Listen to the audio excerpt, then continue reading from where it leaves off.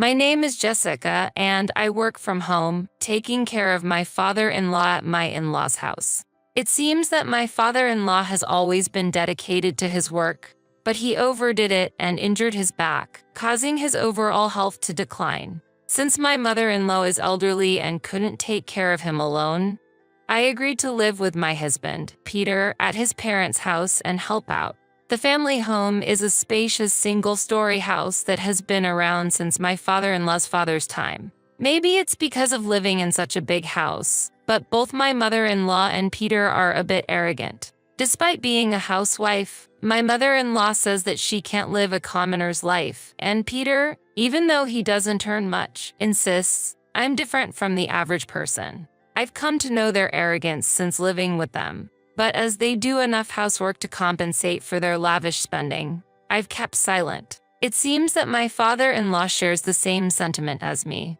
However, due to his health issues, he confided in me that it was difficult to contribute any more money to the family. My father-in-law understands that Peter doesn't earn much, and considering the attitudes of both my mother-in-law and Peter, it wasn't an atmosphere where they could openly discuss it. Understanding my father-in-law's feelings, I decided to be a pillar of strength for this family. I could manage my father-in-law's caregiving while working from home, because I only need to support him when necessary. My mother-in-law left the caregiving to me and continued her life as if nothing had changed, doing housework and going out with her friends. Jessica, I'm sorry. If it wasn't for my bad back, I wouldn't have had to trouble you like this. Please don't apologize. You've worked hard for the family all this time. Now, please rest. My father-in-law smiled with relief at my words. But perhaps due to his previous overwork, he gradually lost his strength. When he and I went to the hospital for his checkup, we discovered that he had cancer, which was a shock to both of us. When I told my mother-in-law and Peter about the cancer, they were shocked. They bombarded him with questions about how long he had left and how much the treatment would cost. It surprised me that my mother-in-law and Peter, who hadn't talked much with my father-in-law since his health declined, suddenly showed an interest in talking to him. One day, when Peter was at work and my mother-in-law was out with a friend, my father-in-law spoke to me. The reason those two asked about my remaining time and treatment costs is probably because they're eyeing my inheritance. They must be planning to keep me in good spirits until I die, wondering how much I'll leave them. Jessica, this might cause you some discomfort, but I'm on your side. Thank you for not abandoning our family. As my father-in-law said, Peter and my mother-in-law seemed displeased that I spent a lot of time with him, and they started making snide remarks. Come to think of it, why does my daughter-in-law stay at home all the time without doing any housework? My mother-in-law started talking to Peter during dinner. Peter grimaced and replied, "I don't know. She quit her job without telling me and started staying at home. It's really annoying. Maybe she came to this house aiming for Dad's money." They started saying such mean things right in front of me. We usually ate dinner with just the three of us, my mother-in-law, Peter, and I, as my father-in-law ate in his own room. Left without any support, I was forced to hear harsh words from both of them. "I am working," I tried to argue, but was told, "What are you talking about? You haven't worked since you came to this house. Don't lie when you haven't earned a single penny." The reason we can live comfortably is because Peter goes out and works for us. You do nothing all day and just idle around the house. They made these accusations without even checking what I was doing at home. Thinking that continuing my meal here would only result in more complaints, I decided to take the meal to my father-in-law's room. But at that moment, my mother-in-law snatched the tray from my hands. "I have no intention of letting a woman like you, who's after my husband's money, serve him food. I will take it myself." I had been preparing nutritious meals based on my father-in-law's requests, but my mother-in-law pretended not to know that and tried to take the completed meal as if she made it by herself. I was disappointed in my mother-in-law's scheming and credit-stealing behavior. Thinking that arguing would only trouble my father-in-law, I said to my mother-in-law, "Please go ahead and let her serve the meal." Peter and his mother were trying to separate me from my father-in-law. Even when my father-in-law was hospitalized, I was not allowed to visit him. However, I was in contact with my father-in-law through my mobile phone. It seemed that Peter and his mother, fearing that I might inherit some of my father-in-law's estate since I had been caring for him, were trying to turn him against me. Despite the fact that it was Peter and his mother who were keeping me away from my father-in-law, I was disgusted to hear that they were saying I disliked taking care of him. It seems that my father-in-law just nodded along and ignored their words in order to protect me from further blame from them. Jessica, those two said you took money from the house and even talked about divorce. My father-in-law's message made me laugh. There had been no talk of divorce from Peter, and for some reason, they were not trying to kick me out of the house either. Perhaps they wanted to keep an eye on my movements. Since my father-in-law and I were close, they probably thought that if I was kicked out of the house, I would be free to go and visit him. Indeed, if I divorced Peter and was kicked out of the house, I would be free from their constraints and would visit my benefactor, my father-in-law. Peter and his mother seemed to understand me well. Afterwards, I continued my remote work, enduring criticism from Peter and his mother and keeping in touch with my father-in-law. However, half a year later, my father-in-law passed away. I busied myself with arranging the funeral in order to endure my grief. Peter and his mother did not help with the funeral arrangements, so I arranged things as my father-in-law had wished. About a week after the funeral, there was an incident. While I was working from home, Peter and his mother suddenly came into the room. They had never entered my room like this before, so I was surprised, but quickly saved my data and turned off my computer. What's wrong? Don't you realize what you're doing? I know you've been embezzling the household's money. It seems you also received money from my husband. What a despicable woman. What do you mean? I could not understand a word of what my mother-in-law was saying. I had never received any money from my father-in-law. I had no idea how there could be such a misunderstanding. In my confusion, Peter glared at me and then said, "You cozied up to my dad, showing off your youth to get his money. You betrayed me, your own husband." I wished he wouldn't make such baseless and dirty assumptions. I had always valued my relationship with my father-in-law and had sincerely taken care of him. I never did anything to cozy up to him. Aren't you misunderstanding? I never did anything like that. However, they didn't believe me. They began packing up my belongings without my consent. Wait a minute, please. You need to leave this house. I have prepared the divorce papers, so sign them quickly and then go turn them in. Peter yelled this, throwing the divorce papers at me. As expected, they were afraid I would visit my father-in-law in the hospital, and that's why they hadn't brought up divorce before. You are no longer needed in this house. Get out, you bum. My mother-in-law yelled at me, throwing clothes at me. Peter hurled insults at me, saying, "You freeloader," and handed me a pen to sign the divorce papers. After being treated so horribly, I knew there was no point in staying in this house. Since my father-in-law's funeral was over, I quickly signed the divorce papers. Okay, I'll leave. I'll pack my things myself so you don't need to help me. As I said that, Peter and his mother, who had no intention of helping, left the room looking relieved. I packed my belongings, found a new place to live, and promptly left their house. When I informed Peter and my mother-in-law that I had submitted the divorce papers, they were pleased. They would be having a hard time from here on out, so they should enjoy this moment while it lasts. Within a month of me leaving the house, Peter called. I was working and ignored his call, but later, I received an email from him. "Hey, all the money in the house is gone. You stole it, didn't you?" Now I was being accused of theft. I hadn't stolen anything. My father-in-law had kept the money securely, and there wasn't any readily accessible cash in the house, so even if they searched, they wouldn't find any. We should discuss the money when we talk about the inheritance. I replied to his email, but I received no reply from him. It seemed that he had completely forgotten about the inheritance discussion. After a while, I received contact about setting up a meeting regarding the inheritance.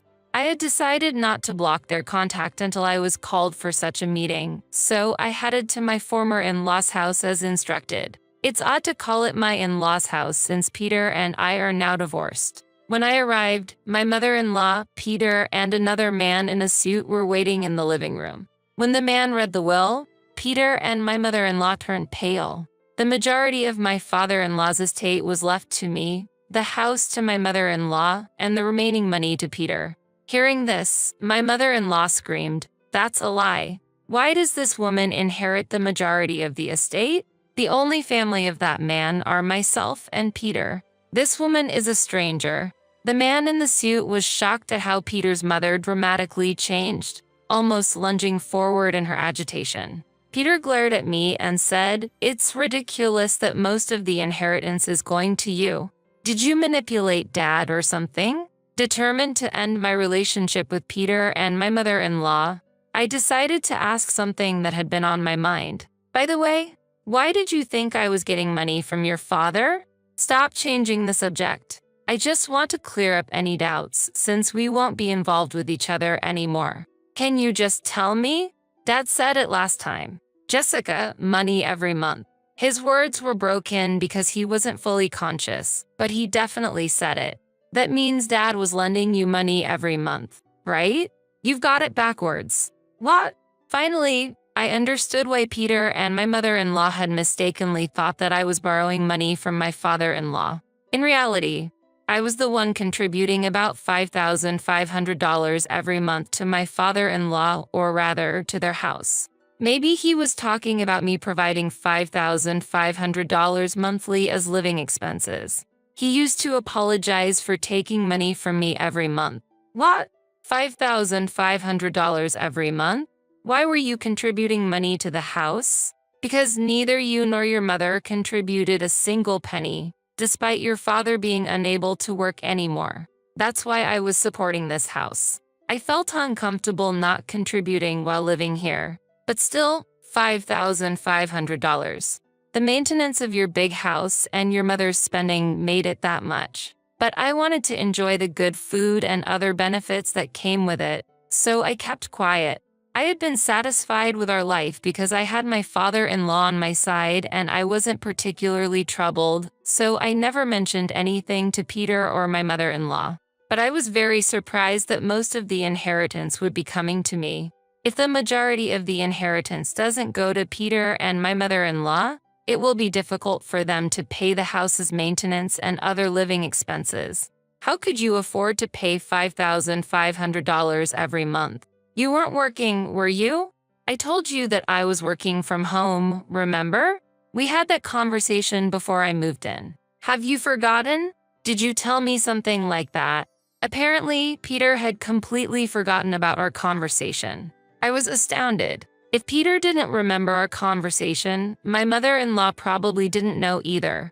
Both of them must have thought I was unemployed. If I wasn't working, it would mean that I was just idling around at home every day after my father-in-law was hospitalized. But I'm not the type to do nothing and just expect to be taken care of. Then, let's start over, you and me. What? I couldn't believe my ears. I asked for a divorce because I thought you were a freeloader. You must have been upset and signed the divorce papers thinking you were being abandoned. If you're not unemployed, there's no reason for us to be divorced. What? I don't understand. You love me, right? You must have hated divorcing me. I'm saying that I'll take back the divorce, so come back home. What a joke. Why should I take care of you and your mother? I stayed because your father was kind, and I wanted to repay him, but I have no love left for you and your mother. You always insulted me and were sarcastic. Why should I keep supporting people like that?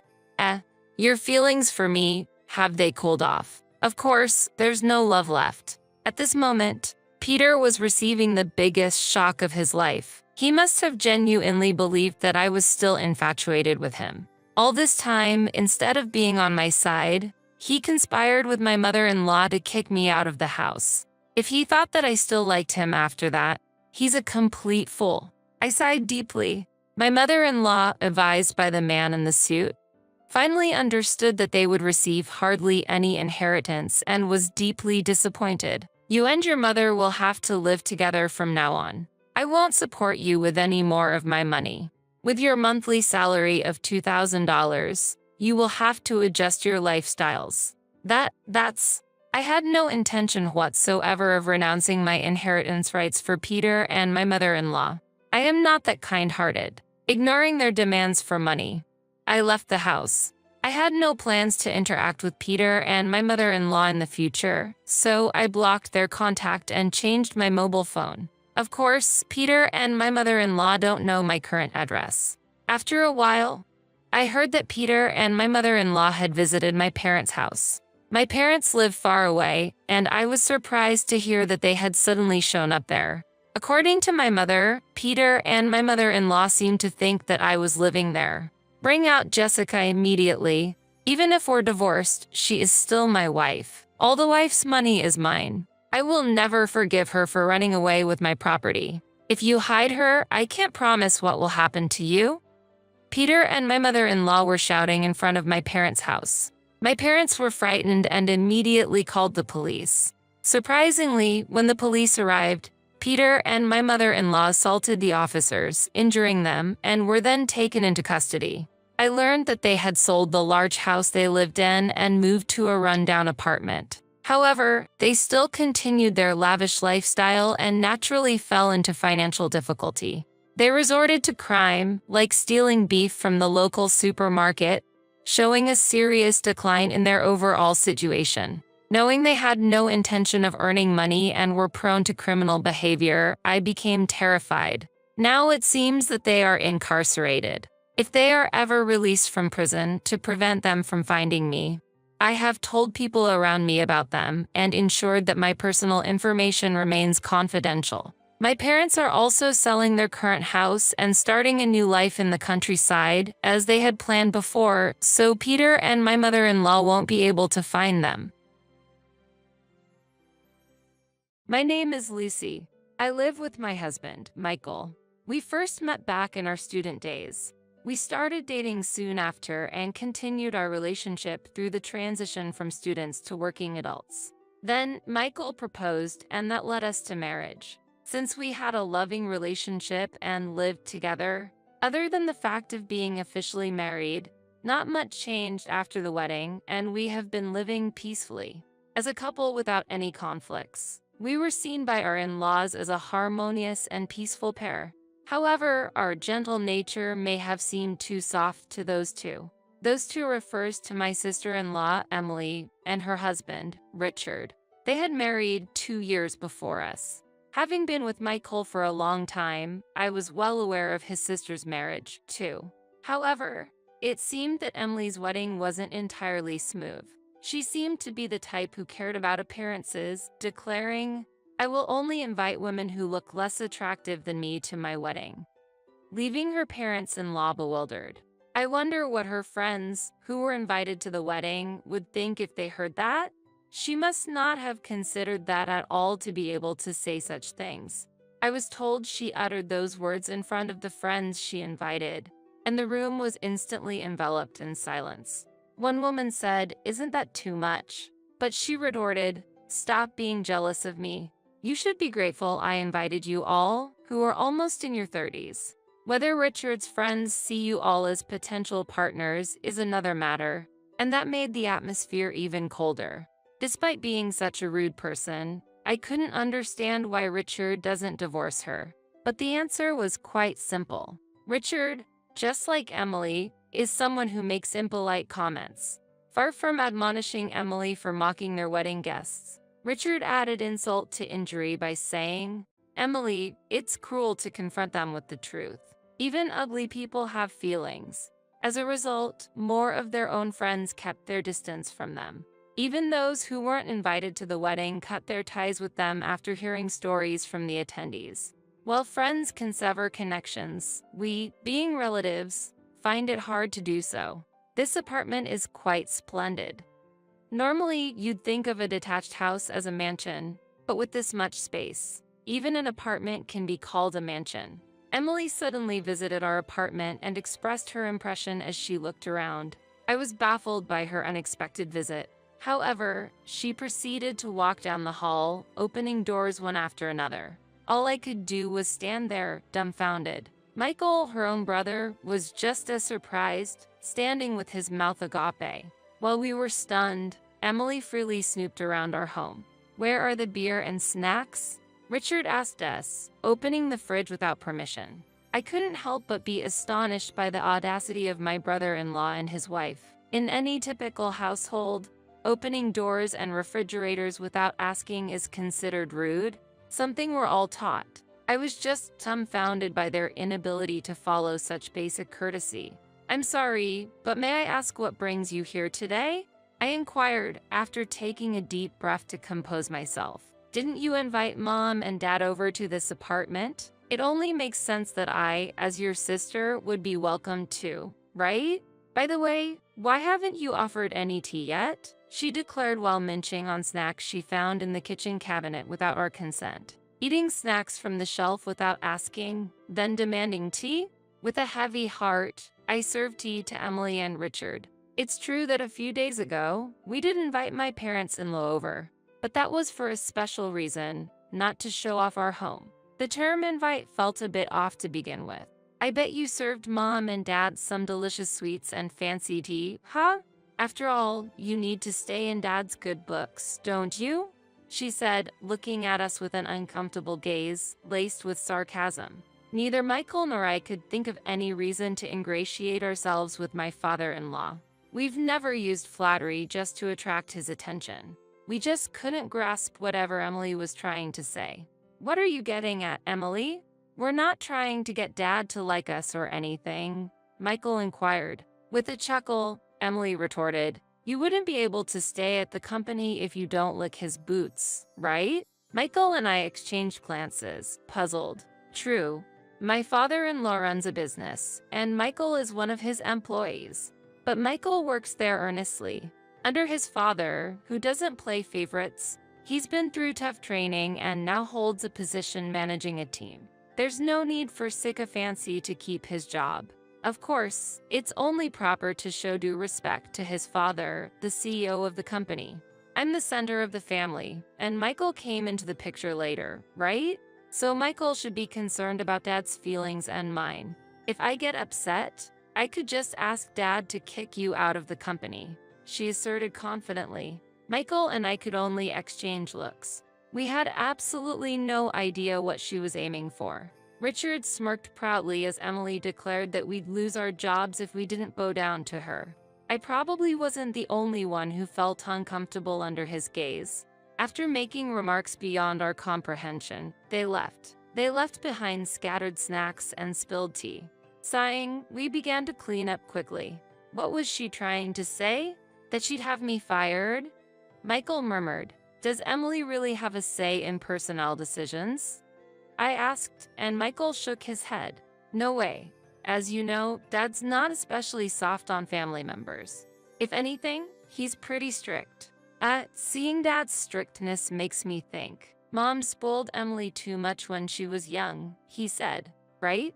Dad wouldn't give Emily special treatment, that's for sure, I agreed. My mother-in-law coddled young Emily to an extreme and now deeply regrets it, saying she wishes she could hide in a hole for how she raised her. I can't help but feel pity for my parents-in-law, for the disappointment they must feel towards their daughter's transformation into someone they didn't intend her to be. But why did Emily say she would fire you? Was there some kind of trouble? That's a real mystery. Michael and I could only shrug in confusion. No matter how much we ponder, Emily's true intentions were beyond us. Deciding not to dwell on it, I moved on to the next task at hand. That task was preparing to move. With this, most of the packing is done. Next is the big move, huh? After completing the paperwork and shipping the boxes, I took a flight to France. What was happening back in our home in the US was beyond my imagination. Upon landing in France and turning on my phone, I discovered over 10 voicemail messages from Emily. Surprised, I thought of my in-laws. Despite my reservations, I immediately contacted her. Emily, I just checked my phone. Is everything okay? I asked urgently. The reply I received was completely unexpected. Finally got through to you. Since you didn't respond, Richard and I had a delightful time on your and Michael's bed, she said. What? I couldn't comprehend what she was saying and just tilted my head in confusion. Emily sounded pleased, so it seemed unlikely that anything had happened to my in-laws. So, I'm at your apartment now. You both seem to be away, and we're just enjoying this luxurious space, she continued. Apartment? Our apartment where we used to live? Why are you there? And what do you mean by delightful time with your husband? I asked, bewildered. I was just holding my head, confused. I had known of Emily and Richard's impudence, but I never imagined it would come to this. They had prepared a spare key to use in our absence. This seemed to have been planned all along. Oh yes, I got rid of all your stuff, she exclaimed. What? I was in shock, because this wonderful home is ours now. We'll set aside Michael's things until he comes to pick them up. I've disliked you since way back. This is my revenge, she declared. I see. You were critical even at your own wedding about others' appearances. I never thought you'd turn that criticism on me. Before evaluating others' faces, you should take a look at the darkness in your own heart, I said. Huh? She seemed perplexed. You said you disposed of my things, right? I asked to confirm. Yes, I threw them out. By the way, what was with your stuff? There were several albums, but not a single photo of you in them. They were all pictures with Michael at the center. And in all of them, he's not even looking at the camera. You really have no skill in taking photos. The albums were creepy, so I threw them out this morning, she bragged. Emily proudly detailed how she had thrown everything away. She boasted about discarding the clothes in the closet, the books and diaries on the bookshelves, and selling the computer and other electronics to someone she knew. I didn't get upset or raise my voice because those belongings weren't mine. So, how about it? Aren't you going to cry and ask me why I threw them away? If you cry, won't your face become even uglier? She taunted. Sorry to burst your bubble while you're enjoying throwing away someone else's stuff. But just so you know, Michael and I got divorced and I now live overseas, I informed her. What? That means the things you disposed of weren't mine. Wait a minute. You lived in this apartment with Michael, right? And Michael's clothes are still here. How can Michael's things be here and not yours? That's because I left the apartment when we got divorced. No way. You two always seemed so happy together. Emily's surprise was understandable. Nonetheless, Michael and I were indeed divorced. Actually, I split up with Michael because of your parents' request. What? Remember the photos in the album you said you threw away? The ones where Michael isn't looking at the camera? Yes, I remember. But those photos were taken by a woman who was obsessed with Michael. They're candid. That's why he wasn't looking at the camera. What? Michael and I had been troubled by that woman for a long time. We hoped she would give up on him once we were married. However, things were not that simple. She was convinced Michael was her destiny and interfered with our marriage multiple times. We managed not to invite her to the wedding, but her furious father turned out to be the head of a major corporation that my father-in-law, as a business owner, respected.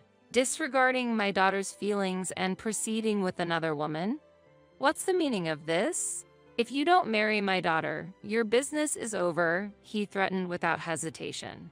When I mentioned this, Emily seemed lost for words in shock. After a moment, I called out, "Hello," and she snapped back, asking cautiously, "That woman, is she Rachel by any chance?" "Yes, that's right."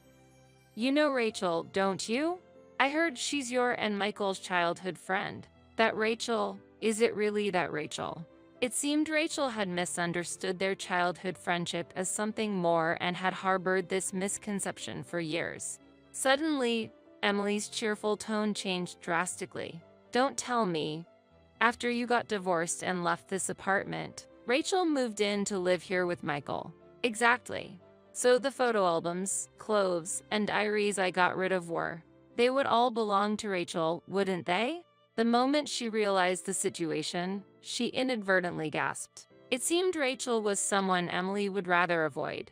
Emily must have wanted to avoid unnecessary involvement with a woman whose father runs an even larger corporation than her own father. But now it's too late. "Hey, Lucy, can't we do something even now? If you come over quickly and explain you did it out of spite because she took Michael away. As I mentioned before, I'm overseas now, so I can't be there instantly. Bro. She'll definitely scold me. She's the type to bring her parents into even the smallest conflict and press the issue to the end. And to think I did it with my husband on the bed that was meant for her and Michael. It's too late for regrets now, and honestly, it's best to just tell the truth. Don't you think? I can't do that. Oh, I know. I'll clean up quickly and hide somewhere. I'm going to run away. If anyone asks, I'll just say Lucy caused it all. I told her that would be difficult. Why would that be difficult? Because I accepted a substantial amount of money from Rachel to put some distance with her dream life with Michael, and I moved overseas to live a life I've always dreamed of. I've already told her that, but she was worried I might come back for Michael, so she gave me her contact information, insisting I call her as soon as I arrived overseas. I just sent her a photo of myself here and a screenshot from Messenger confirming you and Richard entered the apartment without permission. She just contacted me saying she's already at the apartment. Oh, wait, there's the intercom. With those words, the call ended. Presumably, Rachel, accompanied by her father's men, swiftly took care of Emily and Richard. While Emily and Rachel's standoff continued, I focused on settling into my new life here. Sorry I'm late, Lucy, Michael said with a smile as he hurried over to me at the airport. Because she was unable to give up on Michael, Rachel watched us dissolve our relationship in front of her, and we decided to hastily escape abroad. It was convenient for us as my in-laws and their company were at a standstill, possibly considering liquidation. Emily had long believed she would take over the company, but now faced the reality of it shutting down without having worked today. In the end, Rachel forced Emily and Richard into hard labor at a company her father owned, angry that they had tainted her home. Surprisingly, Rachel began to show affection towards Richard, and now Emily is left to work alone, struggling to pay off her debt to Rachel. We decided to enjoy our peaceful days in a new land, free from the troubles of Rachel and the burdensome siblings-in-law.